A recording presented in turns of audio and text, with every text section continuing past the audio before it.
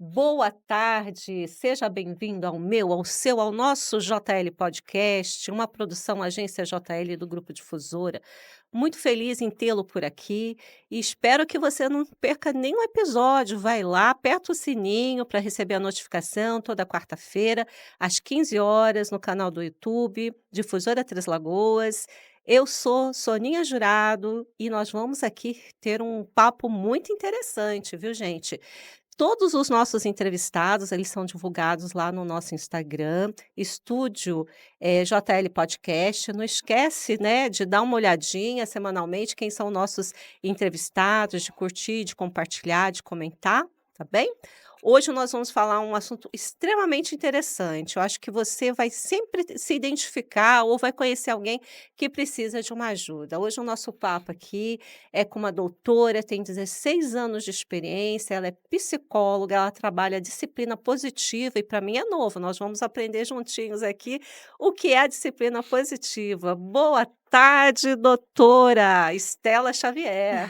Boa tarde, Sônia. É um prazer estar aqui. Desde já agradeço o convite e espero muito poder contribuir com seus ouvintes. Que maravilha, doutora. Nós estamos aí em janeiro branco, né? As pessoas entendem bem o que é outubro rosa, novembro azul, mas o que é o janeiro branco, doutora? Perfeito. O Janeiro Branco é uma campanha de conscientização com relação à importância da saúde mental. Então, a gente aproveita que o janeiro é alusivo ao mês de recomeços, de planejamento de metas, para que a gente olhe com cuidado para os nossos pensamentos, para as nossas emoções e para que a gente construa realmente uma cultura de valorização à saúde da nossa mente. Muito bom. Uma coisa, doutora, fiquei até surpresa. Esses tempos eu assisti um telejornal e disse que o Brasil hoje está entre um dos maiores consumidores de ansiolítico e antidepressivos. Infelizmente, né? A Sim. gente pensa que a gente mora num país que tem sol, que tem praias, que tem natureza abundante, seria para sermos felizes, né? A que deve isso, doutora, esse aumento de pessoas com ansiedade e depressão? Pois é, Sônia, esse é um tema muito complexo. Essa resposta é uma resposta difícil, mas os dados realmente são alarmantes. A Organização Mundial de Saúde, ela identifica que hoje o Brasil é o país mais ansioso do mundo. Nossa. Nós temos os maiores casos de TAG, que é o transtorno de ansiedade generalizada do mundo, e está entre os primeiros os países mais depressivos. Hoje, 5,8% da população do Brasil está depressiva. A que se deve esse aumento assim tão exacerbado? A gente pode considerar que isso se deve, no meu ponto de vista, Uhum. a uma dificuldade com relação ao autocuidado, porque nós estamos numa era de excesso de informação, de excesso de telas, de priorizar muito performance, qualidade, trabalho, e a gente muitas vezes se esquece de fazer pausas, do descanso consciente, muitas vezes a gente ignora a qualidade das nossas relações. Então eu vejo que a gente está o tempo todo pressionado a produzir, a ser competente, a ter resultado, a ser bonito, a ter mais likes, a ter mais seguidores. Então, eu vejo que é um acúmulo, né? O nosso estilo de vida associado muito também aos maus hábitos, né. Então é toda uma complexidade. E se a gente for falar também de indústria farmacêutica, de tudo que contribui para que esse aumento também seja tão crescente assim, é um tema bem complexo. Sim, e a gente, vê, né, doutora, que não é só o adulto que está ansioso ou Uhum. depressivo. A criança não tem boleto para pagar, a criança não tem os compromissos profissionais, mas mesmo assim ainda ela sofre com ansiedade e depressão. O que tem contribuído também, essa questão do imediatismo da internet, do WhatsApp, por que as crianças também estão adoecendo? Pois é, Sônia, aqui eu quero aproveitar para a gente tentar desconstruir um mito, porque há muito tempo atrás a gente entendia que as crianças elas não deveriam ter transtornos mentais, já que elas não deveriam ter preocupações, como o exemplo que você citou, elas não têm boleto. Uhum. Porém, nós entendemos que todos os transtornos psicológicos eles possuem uma base orgânica cerebral. Então, o que que isso quer dizer? A gente não adoece só pelo meio externo. O meio externo contribui para o nosso adoecimento. Só que o adoecimento psicológico, ele tem relação, química, neuroquímica. Então isso depende do quê?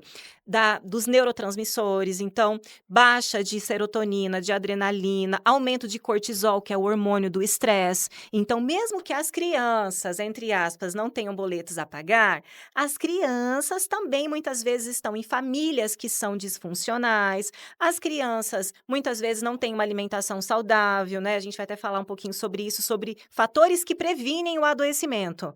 E as crianças também estão submetidas a essa toda questão química. Então, muitas vezes existe uma predisposição, inclusive genética, porque todos os transtornos mentais, eles são multifatoriais. Então, o que que isso significa? Primeiro, existe uma base genética.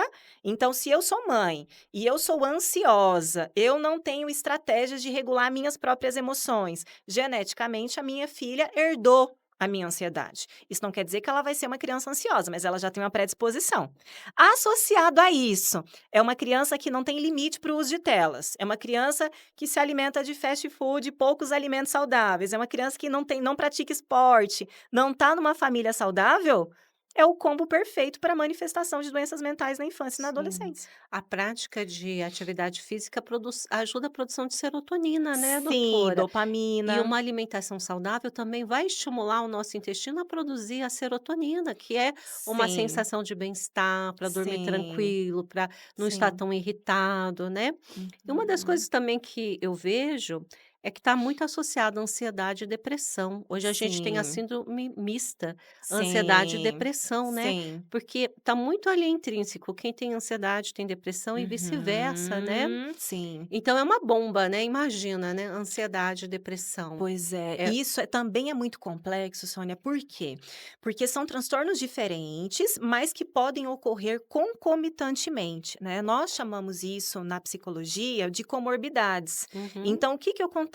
A pessoa que ela é ansiosa, mas ela não trata, o cérebro dela passa a ter um processo inflamatório. Então, eu sempre visualizo, né, eu sempre explico para os meus pacientes de uma maneira mais ilustrada que imagina que aqui é a sua célula.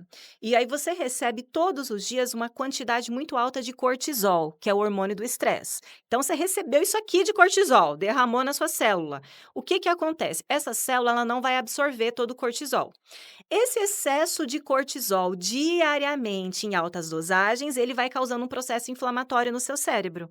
Então, a quantidade de dopamina, de noradrenalina, de serotonina que o seu cérebro produzia, ele não consegue mais produzir.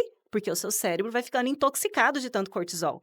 E aí você começa a ter desprazer, apatia, avolia, que é a perda da vontade. Então, o que que vai acontecer a longo prazo? O cérebro ansioso não tratado ele fica depressivo ao longo do tempo. ô doutora, para o nosso ouvinte, para o nosso espectador, muito importante a gente demarcar qual é o momento que ele deve pegar e procurar ajuda profissional. Desses sintomas aí, Uhum. o que mais chama atenção, em qual momento ele tem que perceber ou quem está ao lado, né, ajudar e direcionar para um profissional. Sim, essa pergunta é importantíssima, porque o momento de procurar ajuda é quando a pessoa começa a identificar os primeiros sinais de sofrimento. É quando aquela tristeza passou de 15 dias e ela não melhora. É quando aquela pessoa ela começa a ter prejuízos funcionais. O que que é prejuízos funcionais? Começa a ter dificuldade para se concentrar no trabalho ou nos estudos. Ela gostava muito de praticar um esporte ou de fazer um hobby e ela começa a perder o interesse. Então, coisas que normalmente ela fazia, aquilo passa para ela não fazer tanto sentido mais. Esse é o momento da pessoa recorrer à ajuda, mas o que geralmente acontece? A pessoa ignora os primeiros sinais, porque a pessoa diz assim: ah, isso não é nada, ou vai passar, é uma fase. E esses sintomas sendo acumulados, depois o tratamento é bem mais difícil, porque precisa fazer uso da medicação. Sim, isso a gente já está falando em sintomas, né. Mas e, por exemplo, a pessoa quer ter saúde mental, como ela pode prevenir, como ela pode conquistar a saúde mental dela? Tem algo que se possa fazer?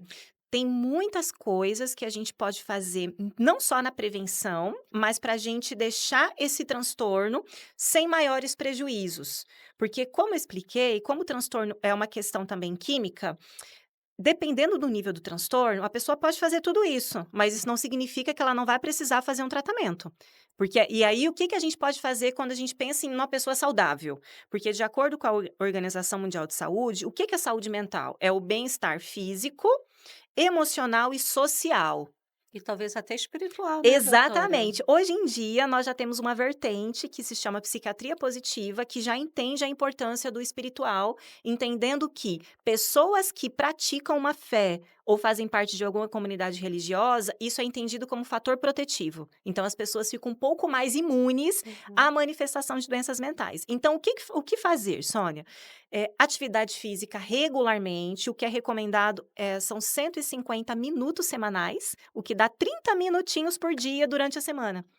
Então, isso é o mínimo que a gente tem que fazer. A Acordar mais gente cedo, né, vai acordar mais cedo ou até caminha caminhadinha, 30 minutinhos, né, aham, Sônia? E às vezes a é. gente coloca tanto obstáculo, eu não tenho tempo, mas quanto vale, né, a sua saúde mental? Então a gente pensa em atividade física, os 3 pilares de saúde mental.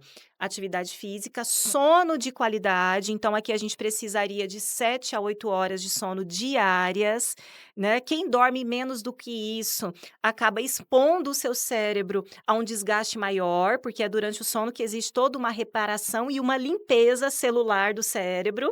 Então, a pessoa que não dorme bem, ela fica mais suscetível a ter esses transtornos.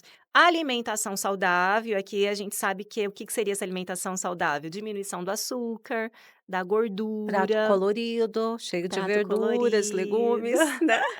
Exposição à luz solar, né? Existem Isso. estudos que já demonstram assim que a gente expor na primeira hora do dia 15 minutinhos à luz natural, não pode ser essa luz aqui artificial, a gente tem uns genes na retina, que chama genes clock, que absorve a luz natural do sol, manda um comando para o cérebro, hora de acordar. E aí, nessa hora, a gente recebe os neurotransmissores saudáveis. E aí, a gente começa a ter energia para o dia. Sim. Quantos adolescentes adultos acordam, liga a luz, fica o dia inteiro dentro do quarto fechado, não ventila a casa, não faz esporte, não tem contato com a natureza? Exato. E às vezes quando se preparam para dormir, se prepara de forma errada, né, doutora?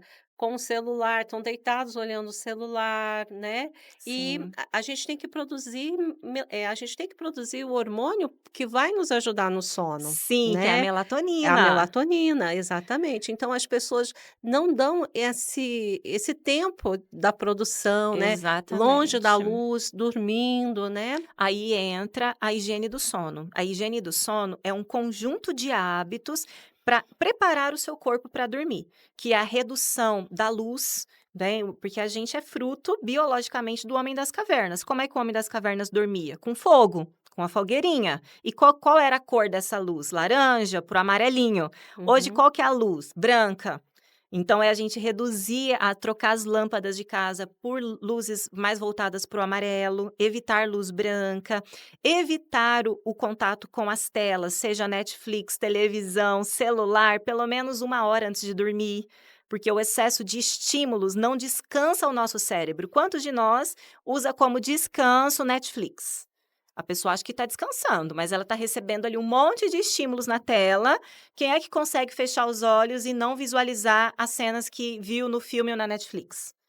Então, a gente acaba provocando uma sobrecarga cerebral que dificulta o relaxamento. Então, tem tudo Sim. isso. Além disso, o que mais a gente pode pensar? Cultivar bons relacionamentos, porque a gente sabe que, às vezes, conviver com pessoas não saudáveis é propício para uma doença mental. Tô correndo dessas, doutora.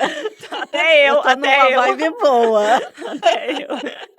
E aqui entra relacionamentos conjugais, amizades. Quantas amizades que a gente tem que às vezes são pessoas não saudáveis e nos sobrecarregam emocionalmente, né? Isso também Exato. é E eu prejudicial. digo já na cara das pessoas, eu já falo: "Olha, meu filho, eu tô numa vibe tão boa, a sua não tá legal, olha, você fica aí que eu vou continuar meu percurso". E eu Sim, sou muito clara, porque de repente o que eu falo pra pessoa não é para o mal, mas para sim. ela tomar uma decisão. Por quê, doutora? Tem gente que o episódio aconteceu há 10 anos atrás, né, ela Uhum. conta a mesma história todos os dias. Isso é Você pergunta verdade. assim: "Você tá bem?". "Ah, ainda aquela pessoa que me fez o mal, ela não perdoou a pessoa, Sim. e a vida dela não caminha". E É, se você ficar ali perto, vai te levar para baixo. Eu não, eu sigo o meu fluxo, né. perfeito. Então eu digo assim: "Ó, meu caro, minha cara, olha, eu vou dizer para você, eu não tô afim, ó, minha vida tá tão boa, deixa eu ser feliz", Sim, né.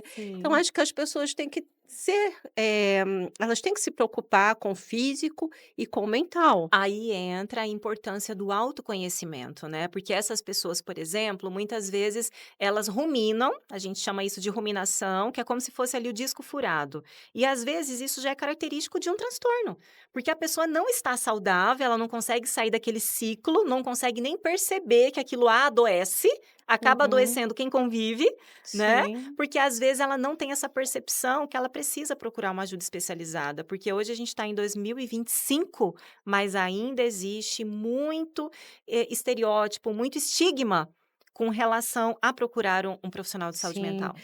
Eu vejo, doutora, que uma das questões, assim, que tem adoecido as pessoas é quando, a questão financeira, as pessoas Sim, não têm uma disciplina financeira e elas acabam adoecendo e elas colocam a culpa em todo mundo. Não, às vezes foi dela, ela que tem que se colocar limites, não é verdade? perfeito. Inclusive tem estudos que demonstram que a desorganização financeira é um dos principais fatores que deixa o homem vulnerável a suicídio.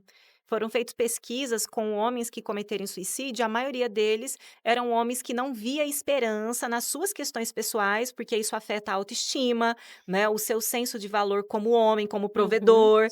Então sim. a gente tem que pensar assim, o que causa essa desorganização financeira? Muitas vezes é falta de conhecimento, muitas vezes é impulsividade, muitas vezes é o excesso de não conseguir filtrar as redes, né, porque a gente vê aquela Uhum. vida perfeita do outro e está fora da nossa realidade. Exato, é isso mesmo. Então, Sim. é muito importante. Mas eu fiquei muito curiosa, doutora, quando eu Aham. ouvi disciplina positiva. Sim. Explica para nós, porque para mim Uhum. isso é muito novo e muito legal Sim, também, né. sim.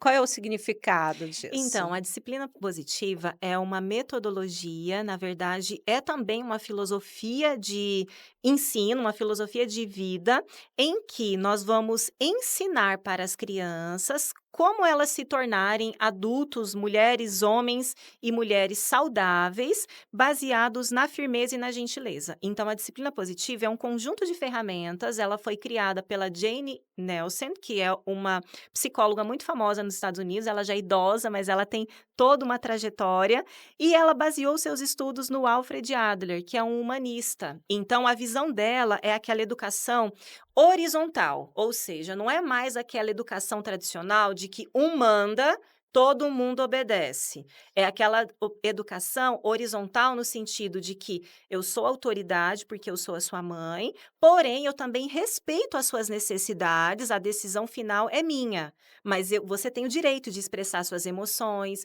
eu preciso ouvir qual é a sua opinião, porque muitas vezes os pais eles ficam nesse limbo, ou são permissivos demais e não conseguem estabelecer limites, ou assumem aquela carapuça de que eu sou um pai rígido, firme, na minha casa tudo é ordem, eu que mando, e aí nenhuma dessas educações tem se mostrado eficaz com relação aos nossos jovens. E na disciplina positiva, é uma metodologia em que você dá espaço para a criança expressar suas emoções, mas você usa da firmeza.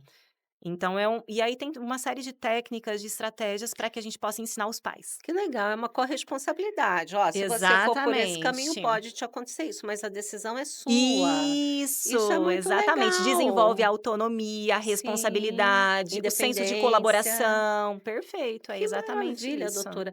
Porque achar o meio termo hoje é muito difícil, né? Sim, Porque o filho compara: "Olha, mas lá na casa de fulano, o meu amigo, o pai deixa eu fazer isso, né". Aí o pai acha que, coitado, ele não está moderno, ele sim. está antiquado, então tá muito difícil hoje educar, Pois né. é, e É. uma das estratégias uma das ferramentas dessa metodologia, Sônia, é exatamente isso, chama escolha limitadas, que é você dar opções para os seus filhos dentro daquilo que você considera que é o ideal. Então vamos pegar um exemplo infantil, a criança quer ir de sandália rosa, mas a mãe sabe que hoje não é adequado, porque está frio e tem educação física na escola. Então a mãe não vai falar: "Você não vai de sandália rosa e eu que mando, você vai de tênis". Como que a mãe nessa abordagem vai falar: "Filha, eu entendo que você quer ir de sandália. Hoje o tempo está frio, você pode escolher o seu tênis azul ou branco. Qual você escolhe? Você decide". "Ah, mas eu quero o rosa". O rosa não está dentre as opções que a mamãe te explicou. Você quer o azul ou o preto? Então a mãe vai falar num tom firme, mas gentil. Ela não vai impor autoridade aos seus filhos, mas não vai deixar o filho fazer o que ele quer. E os pais têm muita dificuldade em fazer isso, porque eles não têm essas habilidades. Porque uma premissa é regulação emocional. Se os pais não sabem como se acalmarem, eles não vão conseguir ensinar isso aos filhos, né? A gente vê muita criança hoje fazendo birra, né. Ela se joga no chão, ela quer porque quer, o imediatismo e tão titiquinho assim, fala assim: "Meu Deus, esse pai, essa mãe não tem controle", né. Pois é. Às vezes a gente dá uma olhada assim, fala: "Olha, mas eles precisam de ajuda, porque Sim. realmente educar". Eu não tenho filhos, sabe, doutora, mas eu imagino Uhum. que os pais, hoje, para colocar limites, para negociar e para ser essa questão horizontal, não deve ser uma Sim. tarefa Não, fácil. não, porque precisa da colaboração mútua do casal, né. Então, muitas vezes, o pai tem um estilo de criação, ele foi criado de maneira muito rígida pela família dele, então ele acredita que por ele ter se tornado uma pessoa do bem, logo aquilo funcionou para ele, então é a maneira que ele quer ensinar o filho. Sim. Doutora, eu imagino que ser psicólogo não deva ser fácil, ainda mais quando você pega, pais que estão separados, divorciados, e tem Sim, a alienação parental. sim, Porque um fala: "Você pode isso", outro diz: "Não posso isso. aquilo". Aí chega o filho lá para a doutora.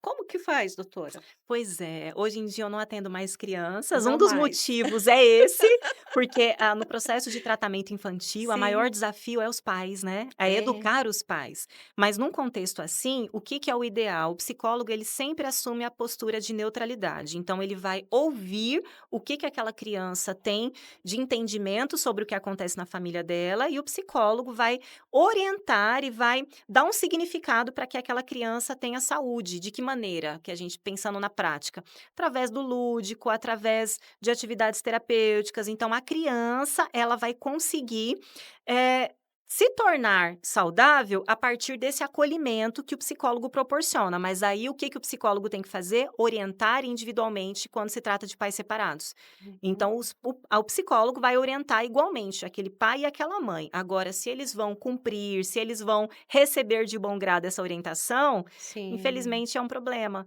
Hoje né. a parte educativa fica muito para a mãe, né, e os pais acham que é só, infelizmente, pagar pensão. Sim, E sim. formar um ser humano, e sobretudo na primeira idade ali, né, nos primeiros 7 anos, na Uhum. infância, é muito importante. Então tem Sim. que ser pode terminar o casamento, mas não termina a responsabilidade pai e mãe, né. É, isso é verdade. Então, realmente não deve ser algo fácil de lidar. Sim. E hoje, então, você tem trabalhado mais adolescentes e não Adolescentes crianças? a partir de 15 anos e trabalho com essa orientação parental. Então, eu oriento famílias que estão passando por alguma dificuldade de problemas comportamentais com os filhos, ou se não sabem se aqueles filhos estão com algum transtorno ou não.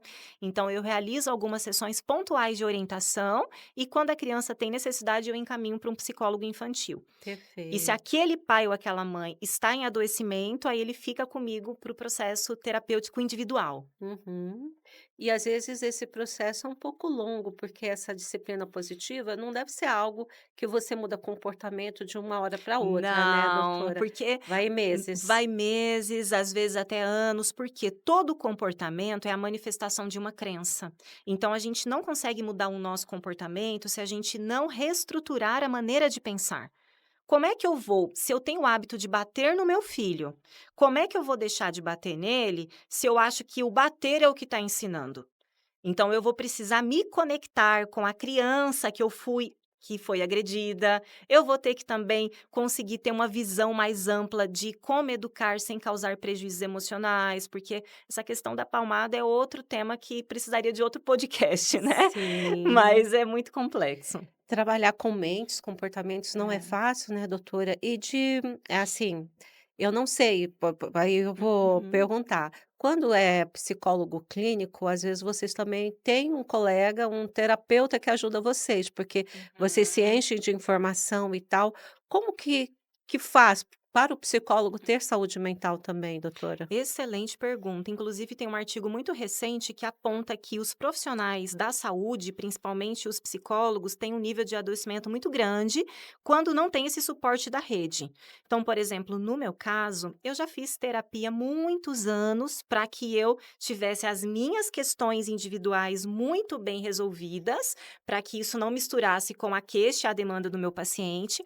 Mas geralmente a gente também recorre aos profissionais mais experientes quando exige uma supervisão de alguns casos mais complexos, mais difíceis. Mas Uhum. depois de determinado tempo, Sônia, a gente também aprende as estratégias de autoterapia, porque dentro da Tem TCC autoterapia? Que tem. Dentro legal! da TCC, o objetivo é justamente esse. A TCC é a terapia cognitivo-comportamental. O objetivo da TCC é ajudar o paciente a ser o seu próprio psicólogo. Então, eu dou ferramentas para que a pessoa, depois de determinado tempo, ela consiga manejar os seus próprios problemas, as suas próprias questões. Senão, a gente precisaria de terapia o resto da vida, né? Uhum. Então, é isso. Uma das questões da psicologia, cognitivo-comportamental, é isso, Isso. né, é você saber colocar limites, né, doutora? Também. E isso tem tudo a ver com janeiro branco e com saúde mental. Uhum. Porque muitas pessoas, e aqui a gente precisaria analisar cada caso individualmente, mas uma das dificuldades de colocar limite está relacionada ao medo da reprovação, ao desejo de ser aceito e amado por todos, ao medo do conflito. Geralmente são pessoas um pouco mais passivas que querem evitar o conflito a todo custo. E aí a gente se depara com muitas pessoas sobrecarregadas que não falam não, mas acabam sempre sacrificando os próprios desejos, né? Porque se a gente fala sim para alguém, a gente está dizendo não para algum aspecto nosso. E aí que vem o sofrimento, o É, adoecimento, né. É muito importante falar: "Não, não, isso aí eu não vou embarcar, isso eu não faço", a gente colocar limites, né. sim, Porque as sim. pessoas têm mesmo essa dificuldade. E não é Uhum, todo mundo que vai gostar da gente, a gente tem que ser o que a gente é. Quem gostar de mim vai ser exatamente. realmente meu amigo, quem não gostar, eu vou fazer o quê? A gente não Exatamente. consegue agradar a todos, Inclusive tem né. um livro bem legal que o título é exatamente esse, O Medo de Desagradar, A Coragem de Desagradar.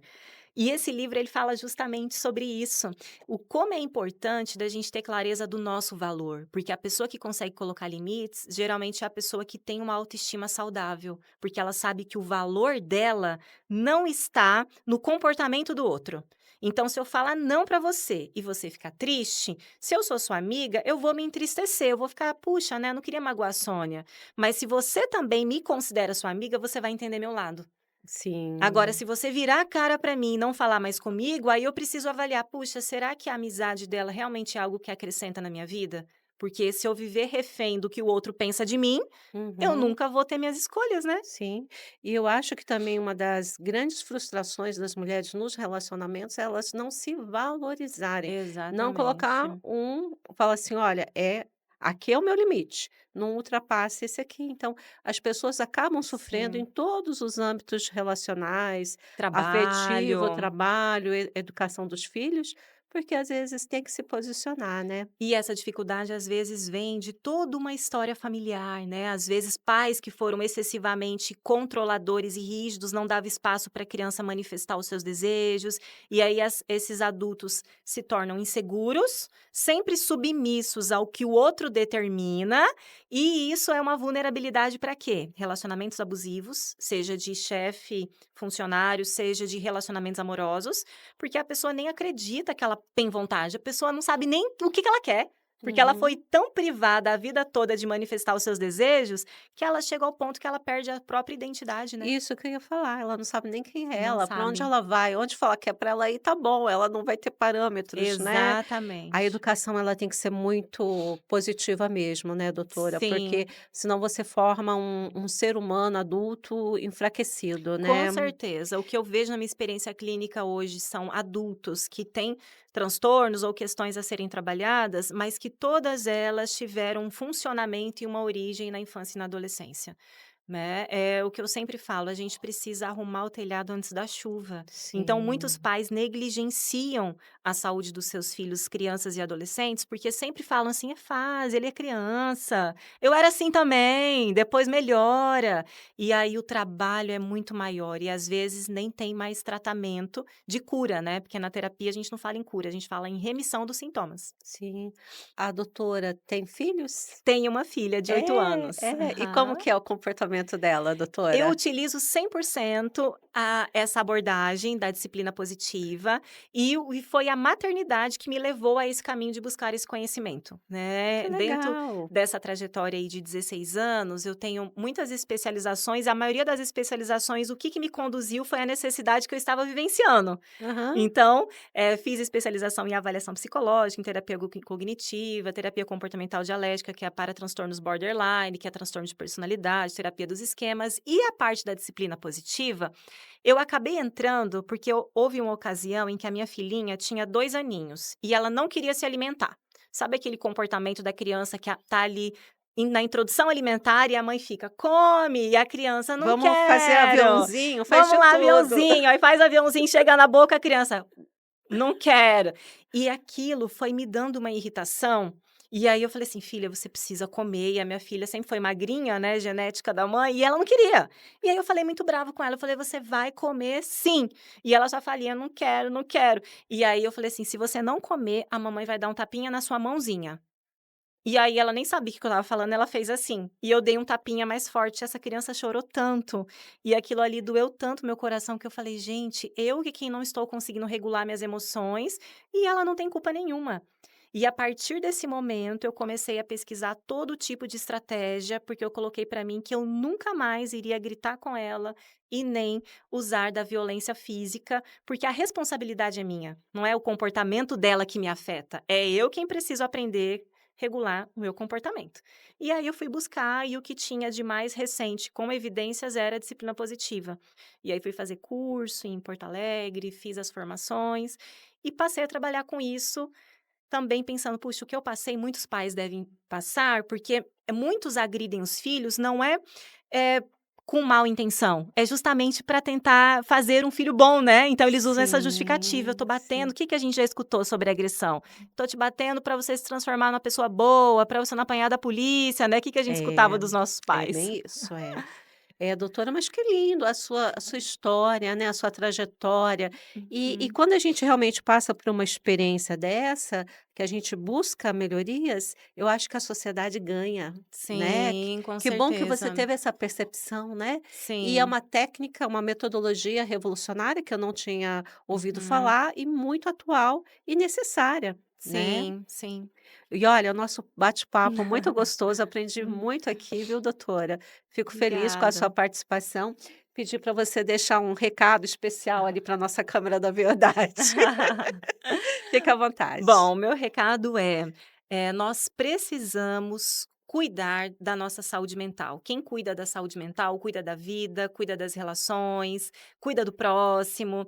E um recado que eu quero deixar é para que a gente fique atento às nossas necessidades emocionais. A maioria de nós não aprendeu como cuidar das próprias emoções. Então a gente muitas vezes não tem estratégias para fazer isso. A gente ignora as nossas emoções. "Ah, eu tô triste". Não, eu vou ignorar minha tristeza e vou para o celular, ou eu vou ficar nas redes, ou eu vou ficar no computador. E a gente precisa aprender a se conectar com as nossas emoções, porque as nossas emoções sinalizam necessidades. Então, todas as vezes que a gente está com alguma emoção desagradável, é porque existe alguma necessidade que precisa ser suprida. Então, se a gente olhar com carinho para aquilo que a gente precisa e atender o que a gente precisa, os índices de ansiedade e de depressão com certeza serão minimizados. Esse que é o recadinho que eu quero deixar. Muito lindo o recado, doutora. Estela é um nome muito Obrigada. bonito. Se eu tivesse uma filha, Obrigada. chamaria Estela. É um nome muito lindo. Obrigada. Obrigada. Gente, vocês viram que aprendizado, por aí você não pode perder nenhum episódio. A gente traz conteúdo relevante, importante socialmente, em todos os aspectos. Ficamos muito felizes que você esteve nesse episódio conosco. Não esquece de ativar a notificação toda quarta-feira às 15 horas, lá no canal do YouTube, né, Difusora Três Lagoas. Aperte lá a notificação para receber cada episódio fresquinho.